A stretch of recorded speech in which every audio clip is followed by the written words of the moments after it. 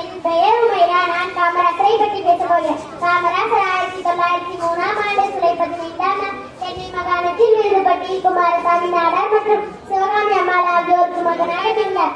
இவரது தந்தை ஒரு தேங்காய் வியாபாரியாக இருந்தார். இவரது பெற்றோர் இவருக்கு குலதெய்வத்தின் பெயரான காமாட்சி என்ற பெயரை இட்டனர். இவரது தந்தை ஒரு ராசா என்று அழைத்தனர். இரு பெயரும் இணைப்பினர் காமராசர் என மாறியது. காமராசருக்கு நாகம்மாள் என்று தங்கை இருந்தார். 5 வயதில் காமராசர் உள்ளூர் தொடக்கப்பள்ளியில் சேர்க்கப்பட்டார். பின்னர் சிறிது காலத்திற்கு பிறகு உயர்நிலை பள்ளிக்கு அனுப்பப்பட்டார். இவரது 6 வயதில் இவரது தாத்தாவும் தந்தையும் அடுத்தடுத்த காலகட்டத்தை தழுந்தார்.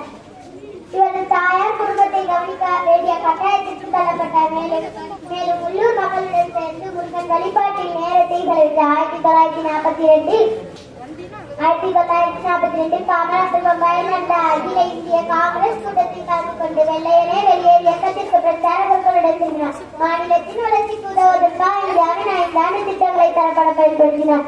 1925ஆம் ஆண்டு அக்டோபர் மதிய உணவுக்கு பிறகு காமராஜருக்கு நெஞ்சுவலி ஏற்பட்டது. 72 வயதில் மாரடைப்பு காரணமாக தூக்கத்தில் உயிர்த்திருந்தது. நன்றி.